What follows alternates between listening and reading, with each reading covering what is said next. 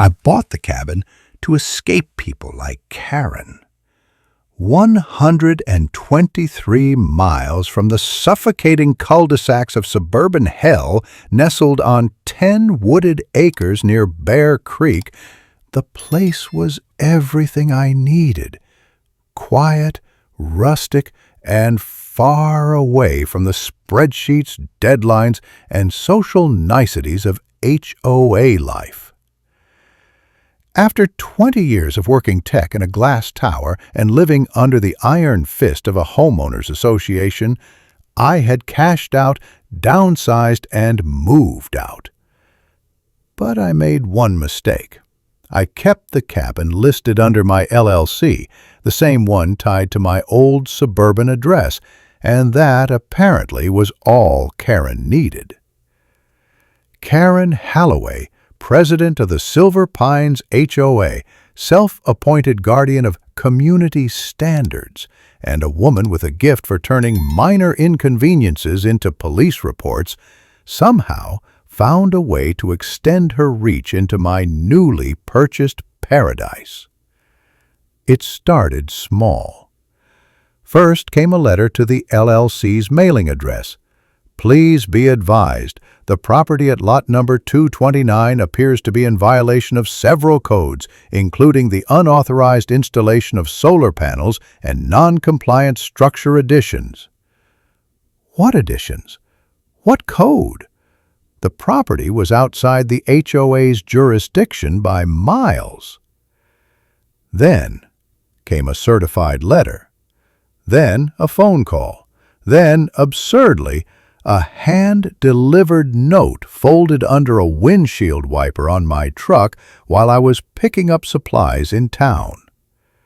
Sir, we have received reports of loud construction, unapproved road access, and possible zoning violations on your property. Please remedy immediately or law enforcement will be contacted. I laughed the first time. The second time I installed cameras. I wasn't paranoid, just prepared.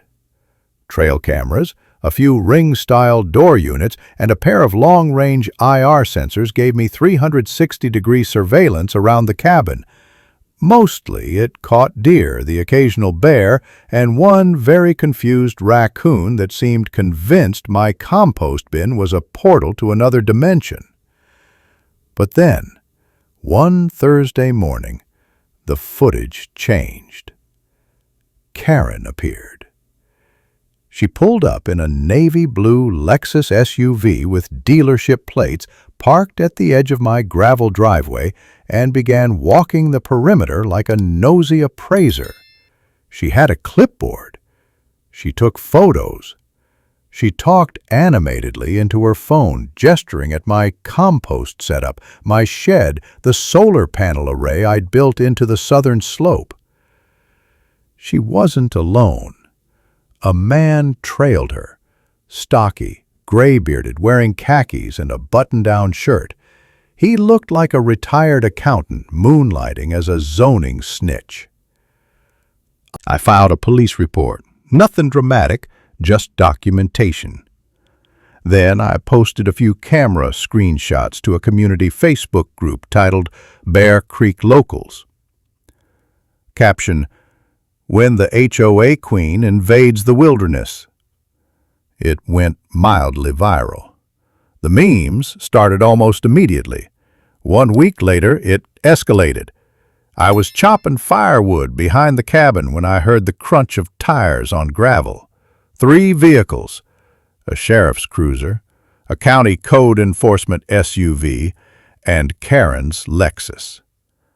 She emerged from her vehicle like a lawyer stepping into court, clutching a folder thick with printouts. The sheriff approached first. "Mr. Sanderson, we got a call about unauthorized structures and possible unlicensed development. Mind if we take a look around?" "I do mind," I replied, calm but firm. "You're on private property. Unless you have a warrant, you can leave." Karen stepped forward. "He's been modifying terrain. There's runoff into public streams, unapproved solar wiring." "Ma'am, the officer interrupted, clearly exhausted already. "This isn't your jurisdiction." "But the complaints have no legal standing here." I pulled out my phone and opened the security app. "You might want to see something," I said, tapping through footage. I showed him the clips. Karen walking the perimeter days earlier, her companion snapping photos, her muttered commentary. "This place is a disaster. Someone's going to get fined." The sheriff's brow lifted. "This from last week?" "Yep, time-stamped, and filed with the county clerk." He turned to Karen. "You were on his land without permission?" "I was gathering evidence." "You're trespassing, ma'am, and if you keep this up, you'll be facing a harassment suit." Karen turned red, not embarrassed, furious. "You people have no idea what's coming," she snapped. "And now you're threatening us," I added cheerfully. She stormed back to her SUV. Her folder remained clutched in her hands like a defeated battle standard. The sheriff stayed a moment longer. "She bothers you again, give us a call," he said, "and maybe send us some of those camera links." "Already queued. Want the memes too?" He chuckled. "Tempting." Karen tried one more time. This time she filed a formal complaint with the county zoning board. She claimed I had created an unlicensed off-grid residence, endangered protected wetlands, and housed illegal livestock. I don't own livestock. I do, however, have 12 chickens, all named after 1980s action stars. Instead of fighting it quietly, I went public. I uploaded a full compilation of Karen's visits, her rants, her trespassing, and the official response. I titled it, "When HOA Power Trips Go Too Far." YouTube ate it up.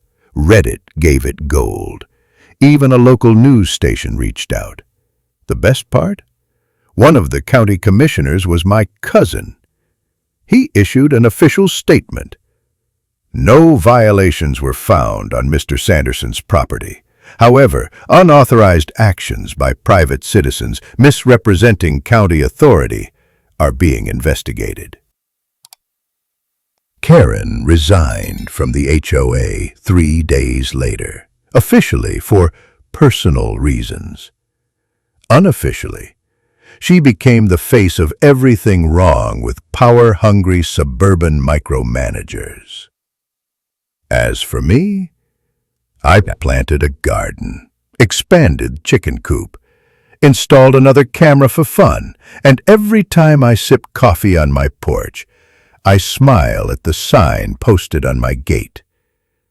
Private trespassers will be filmed, memed, and shamed. Don't forget to like, subscribe, and stay petty, my friends.